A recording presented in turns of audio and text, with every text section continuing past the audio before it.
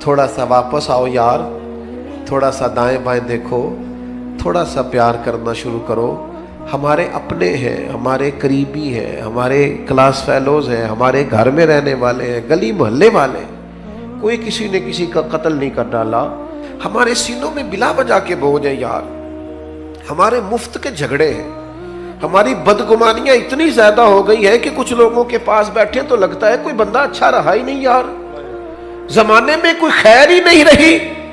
وہ مخلوق جس کے بارے میں رب کہتا ہے لَقَدْ خَلَقْنَا الْإِنسَانَ فِي أَحْسَنِ تَقْوِيمٍ، اور وہ امت جس کے بارے میں رب فرماتا ہے كُنْتُمْ خَيْرَ أُمَّةٍ.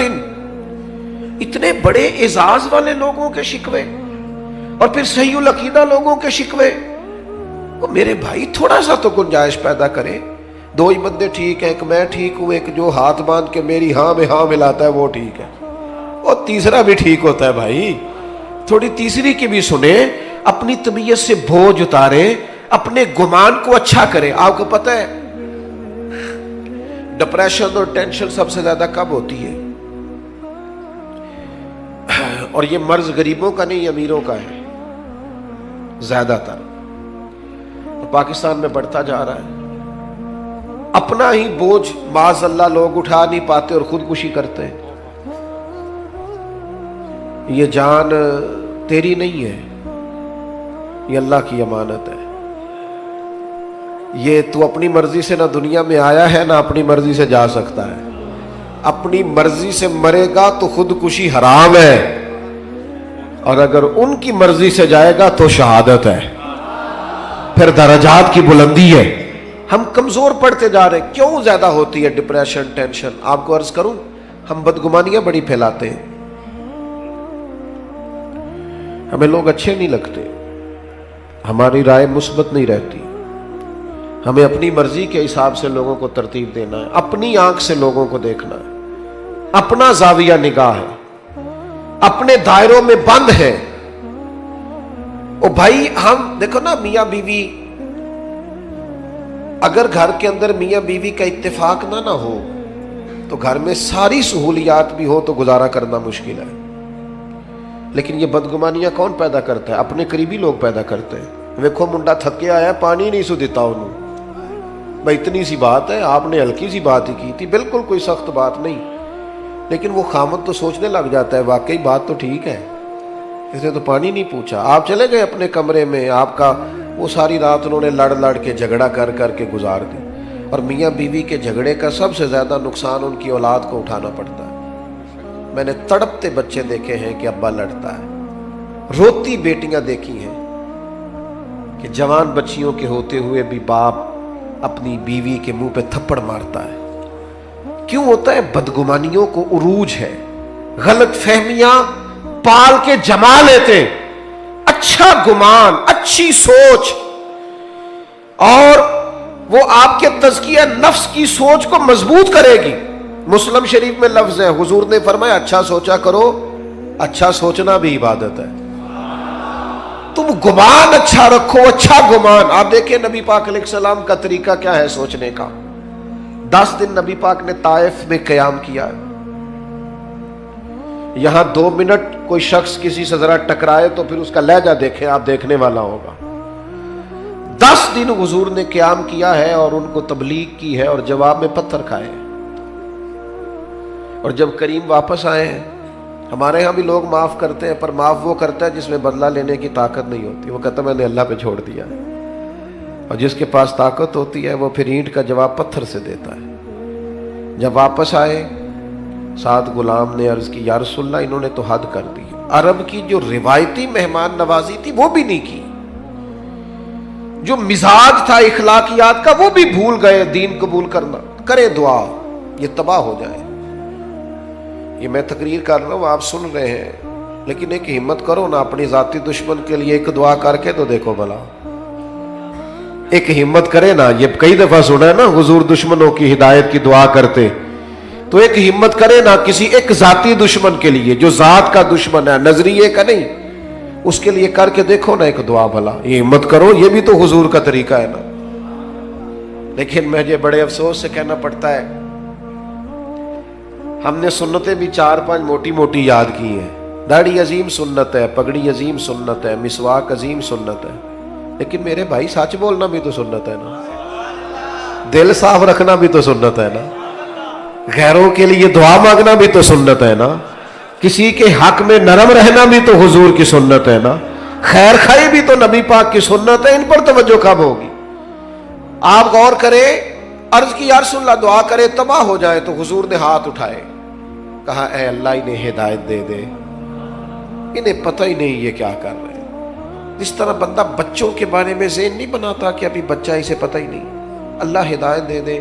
تو غلام نے عرض کی حضور ایک بندے نے بھی بات نہیں مانی اور آپ دعائیں مانگ رہے ہیں، تو یہ میرے محبوب کا گمان ہے، یہ حضور کی سوچ ہے، یہ نبی پاک نے مثبت رویوں کو فروغ دیا ہے سوسائٹی میں۔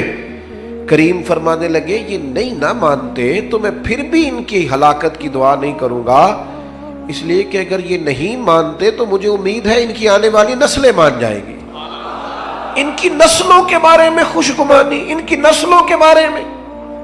ہم نے تو اپنے بچے مایوس کر دیے، اور تیرا کچھ نہیں ہو سکتا، تیرے ورگے بندے نہیں کامیاب ہو سکتے۔ کس کو کہہ رہے ہو؟ اپنے بیٹے کو، اپنے شاگرد کو، اپنے عقیدت مند کو، اپنوں کو کہہ رہے ہو۔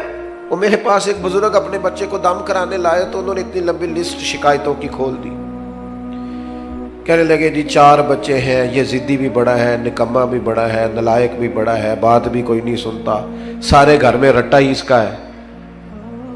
تو میں نے بڑے ادب سے انہیں عرض کیا کہ آج کے بعد آپ نے اس کے سامنے نہیں کہنا، آپ اسے پکا کر رہے ہیں بیچارے کو، یہ کٹ جائے گا اپنی فیملی سے، کبھی ایسا کام نہ کریں آپ اپنے بچوں کی تربیت کریں تو غیر محسوس طریقے سے، اگر آپ کو اس میں کوئی کوتاہی نظر آئے تو اس طرح کر کے اس کی تربیت کریں کہ اسے محسوس ہی نہ ہو مجھے ٹرین کیا جا رہا۔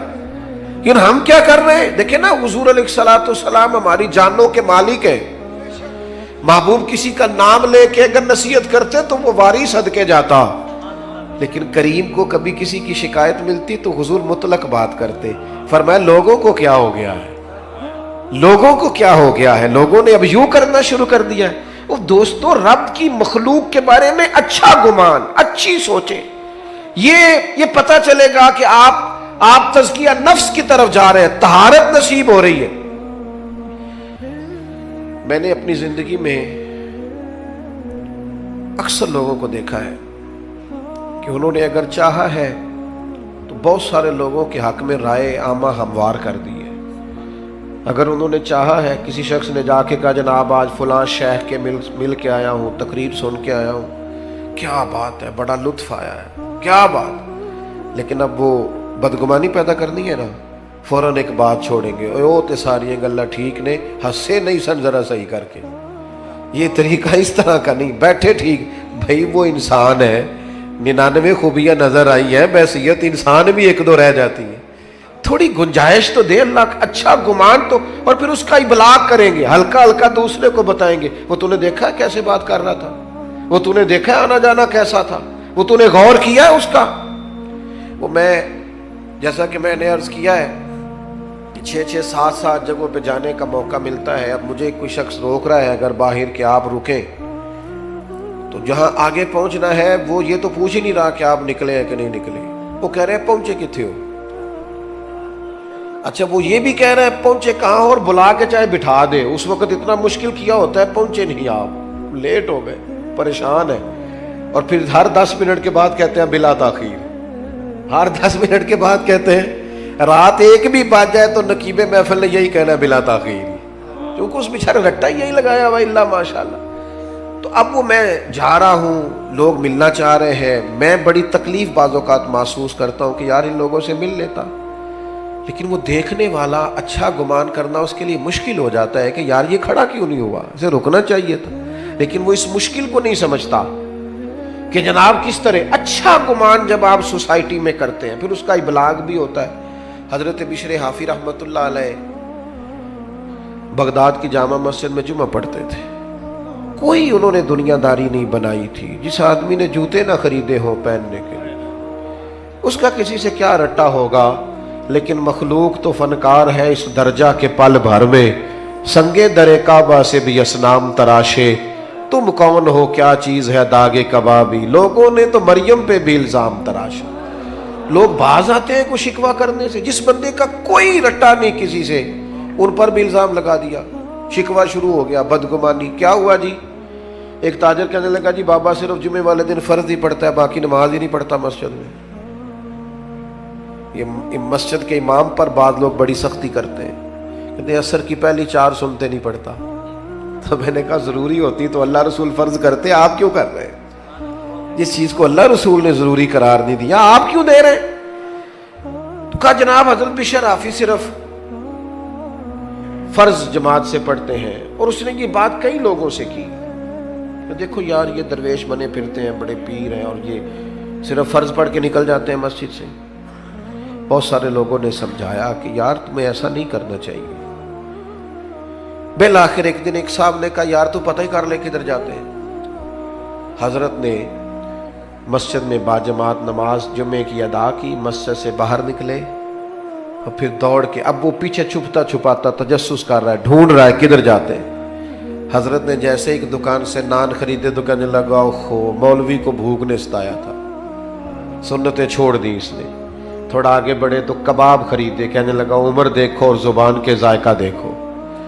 حضرت آگے بڑھے تو جنگل کا راستہ لیا، کہنے لگا یہ لوگوں سے چھپ کے کھائے گا۔ کہتا ہے چند قدم میں آگے بڑھا تو ایک کچے مکان کا دروازہ کھٹکھٹایا، اور پھر حضرت نے اس کو کھولا، پہلے بجایا کہ میں آ گیا ہوں، پھر اسے کھولا، اور جیسے ہی میری نظر پڑی تو سامنے ایک معذور فالج زدہ آدمی بیٹھا ہے۔ شیخ دوڑ کے گئے، مٹکے سے پانی پیالے میں ڈال کے پہلے اس کا منہ دھویا، پھر اسے سیدھا کر کے بٹھایا، اور پھر لقمہ توڑ کے اس کے منہ میں رکھا، اور ساتھ ہی کہنے لگے معاف کر دینا، جمعے کا دن تھا، لیٹ ہو گیا ہوں، ابھی تو میں نے سنتیں بھی پڑھ دی، ابھی تو میری بقیہ نماز رہتی ہے۔ وہ شخص کہتا ہے میں کبھی نہیں رویا تھا، پر میں دروازے پہ کھڑا تڑپ رہا تھا۔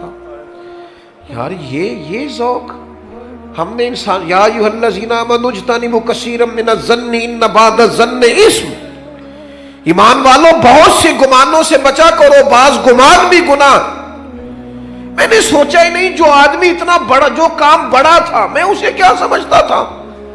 کہتے شیخ ابھی کھانا کھلا ہی رہے تھے، میرے آنسو چمک ہی رہے تھے کہ وہ بوڑھے اور بیمار نے جو اگلا جملہ کہا تو پھر میری چیخ نکلی، اور حضرت کو پتا چلا کہ میں موجود ہوں۔ وہ بیمار بزرگ کہنے لگے شیخ آپ کتنے کو سال آئیں گے؟ 14 سال ہو گئے آپ روز آتے ہیں، مجھے تو میرے اپنے بھی چھوڑ گئے، ہر روز آتے ہو، 2 وقت روٹی دیتے ہو، لباس بدلتے ہو، نہلاتے ہو۔ تو کہتے ہیں شیخ نے ان کے آنسو اپنے ہاتھوں سے پونچھے، ایک باری میریاں اکھیاں جو انہوں نے اتھرو پونجے سن، ہن تے چسکا پہ گیا رونے دا، تے ہر ویلے آ ہوزاری دا۔ کہتے انہوں نے آنسو پونچھے اپنے ہاتھوں سے، اور پھر دوسرا لقمہ دے کے کہنے لگے آپ کو پتہ ہے سارا شہر میری عزت کرتا ہے، لوگوں کا خیال ہے شاید میں نفل زیادہ پڑھتا ہوں، صدقات زیادہ کرتا ہوں، وہ تو میں آپ کی خدمت کرتا ہوں تو اللہ نے مخلوق کے دلوں میں میری محبت پیدا کر دی۔ آپ خوش گمان کیوں نہیں ہوتے؟ اچھی رائے قائم کیوں نہیں کرتے؟ رویوں کو مثبت کیوں نہیں کرتے؟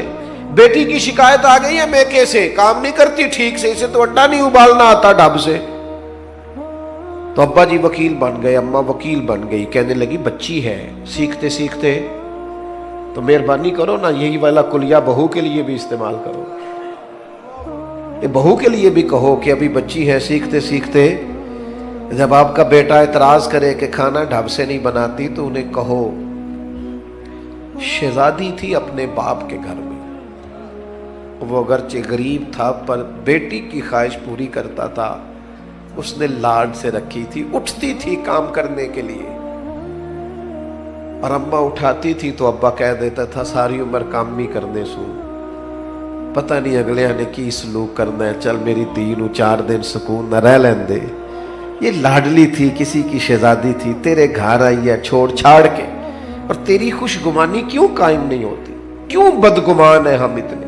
ہمارے لہجے کڑوے کسیلے، اور کسی کے بارے میں ہم سے رائے لی جائے تو وہ رائے اس طرح کی ہے کہ جیسے ترمذی شریف میں حدیث ہے، یہاں علماء بیٹھے نبی پاک علیہ السلام نے فرمایا میری امت گمراہی پر جمع نہیں ہوگی، میری امت گمراہی پر جمع، لیکن ہم سے پوچھو تو 3-4 لوگ ہی ٹھیک ہے بس جو ہمارے ساتھ ہوتے۔ حضور تو فرماتے جمع ہی نہیں ہوگی گمراہی۔ تو نے کیسے یہ طے کر لیا کہ سارے لوگ ہی خراب ہو گئے؟ اللہ نے اتنی خوبصورت مخلوق بنائی ہے، تجھے حسن ہی نظر نہیں آتا، تجھے اس میں خوبیاں ہی دکھائی نہیں دیتی، تو پیار ہی نہیں کرتا، تیرے لہجے میں محبت ہی نہیں ہے، تیرا انداز ترچھا ہے، کڑوا ہے، کسیلا ہے، تو بات کرتا ہے تو آگ اگلتا ہے، تو رائے دیتا ہے تو اس میں۔ اور پھر ایک اور بات بھی،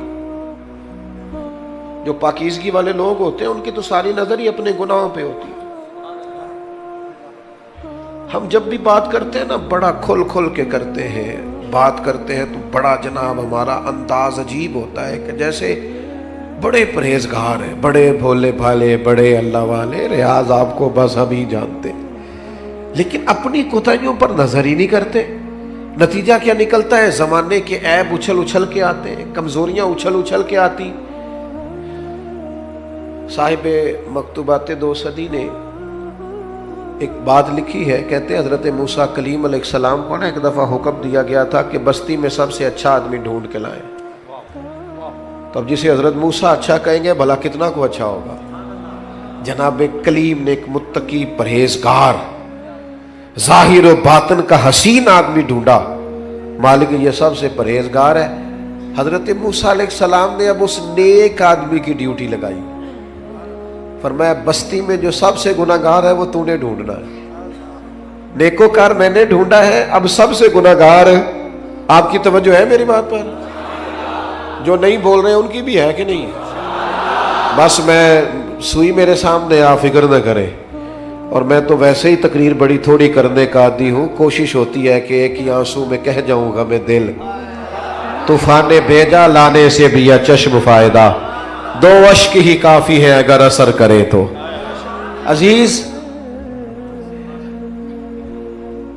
اس کو نیک کو حضرت کلیم نے ڈھونڈا علیہ السلام، اور کہا اب تو نے ڈھونڈ کے لانا ہے۔ میرا خیال ہے میری اور آپ کی ڈیوٹی لگتی نا برا آدمی ڈھونڈنے کی تو بس کوئی بندہ اچھا بچتا ہی نہ۔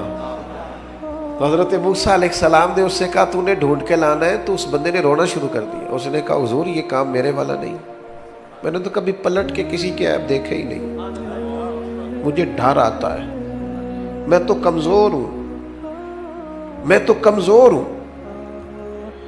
مجھے خوف آتا ہے، سے ثبوت نہ منگو میتھوں، اے نظر کرم قد ہوئی، اے میں جانا یا دل بر جانے غیر نہ جانے کوئی، میں مسکین پرانا خادم مینو کسے در ملی نہ ٹوئی، اے تے واصف یار نے نظر جو کیتی تے پھر واصف ہی ہوئی۔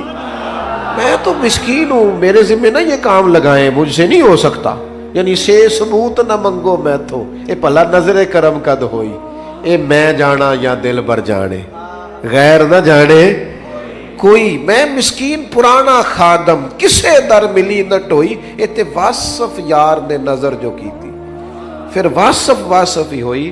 کہا حضور میرے ذمہ نہ لگائیں، میرے لیے مشکل ہے۔ فرمایا آپ نہیں کرنا ہے۔ تو اب ایک برا آدمی ڈھونڈنے کے لیے نا اس شخص نے 3 دن کی مہلت لی، ایک بندہ ڈھونڈنا ہے، ایک بندہ برا ڈھونڈنے کے لیے 3 دن لگا دیے۔ کہا جناب میں اسی وقت اسی ٹائم اسی جگہ برا بندہ ڈھونڈ کے جو آپ نے حکم دیا ہے کوشش کروں گا۔ صوفیاء نے لکھا ہے تیسرے دن اس مقررہ وقت پہ جب وہ آئے نا تو پتہ کس طرح آئے؟ اپنے گلے میں رسی باندھی، میں مسکین پرانا خادم، اور رسی کا سرا حضرت کلیم کے ہاتھ میں دے کے کہنے لگے حضور کچھ لوگوں کی غلطیاں مجھے نظر آئی تھیں، پر ان کا مجھے صرف شک تھا، اور جو میرے اپنے اندر ہے ان کا مجھے پاک ہے۔ جو دوسروں کے اندر کمزوریاں تھیں ان کا صرف شک تھا کہ شاید یہ کام لیکن اپنا تو پاک ہے۔ لہذا اس بستی میں سب سے بڑا مجرم میں ہی ہوں، بتائیں نا بھلا رب کیسے راضی ہوگا، بتائیں بھلا وہ مجھے کیسے معاف کرے گا، خطاؤں کے درگزر کے لیے کیا پڑھوں تو کریم کرم کرے گا، حضرت موسیٰ نے سینے سے لگا کے فرمایا یہی تو تیری عاجزی ہے جس کے سبب سے اللہ نے سب پر درجہ عطا فرمایا. یہی تو تیرا او میرے سنگیوں، میرے دوستوں، ماں باپ جو ہوتے ہیں نا، ماں باپ وہ انسان کا نا سب سے قیمتی اثاثہ ہوتے ہیں. یعنی ماں باپ کی زندگی میں انسان نا کچھ بے پرواہ بھی ہو تو گزارا ہو جاتا ہے، کچھ فکروں سے وہ آزاد ہوتا ہے. ہمارے ہاں نا ماں باپ کی خدمت کا لوگوں نے ترجمہ بڑا اپنی مرضی کا لیا ہوا ہے. ماں باپ کی خدمت کرنی ہے، خرچہ دینا ہے. کئی ابا جی کو حج کرا کے نا اپنے ابا جی کو تو گلی میں بتا رہے ہوتے ہیں ابا جی نو حج تے میں کر لیا سی، اور بھائی تیرے ابا جی دینا. ایک ختم شریف پہ میں اصالِ ثواب کی محفل میں حاضر تھا، تو وہ اپنے علامہ صاحب کو کہہ رہے تھے کہ 50,000 ابا جی کی طرف سے مسجد میں دے رہے ہیں، اعلان کر دیں. تو مائک میرے آگے آ چکا تھا تو مولانا بیچارے مجبور تھے، واپس مانگ رہے تھے، میں دینا نہیں چاہ رہا تھا. یہ بھی کبھی کبھی ہوتا ہے نا، یہ مشکل سے ملتا ہے تو یہ واپس دے دیں، مشکل ہوتا ہے یہ بھی کام. تو وہ واپس دینا چاہ رہے تھے. میں نے کہا مسئلہ کیا ہے؟ کہنے لگے جنہوں نے 50,000 مسجد دیا اور کہتے ہیں ابا جی کی طرف سے اعلان کر دیں. تو میں کہ انہوں نے پوچھو ابا جی جو انہوں نے دے گئے نے انہوں نے بھی اعلان کرایا کہ انجی دے گئے نے؟ ان سے پوچھو وہ ساری دکانیں، پلاٹ، پلازے ابا نے اعلان کرائے کہ فری میں دیے. یہ اتنی لاکھوں کروڑوں کی جائیداد میں سے 50,000 ابا کے نام پہ دے رہے ہیں اور ساری دنیا کو بتا رہے ہیں. یہ سمجھ نہیں آتی. بچے سمجھتے ہیں کہ خرچہ دینا ہی ماں باپ کی خدمت ہے. ماں باپ کی اصل خدمت انہیں ٹائم دینا ہے، ان کے پاس بیٹھنا ہے، ان سے مشورہ کرنا ہے.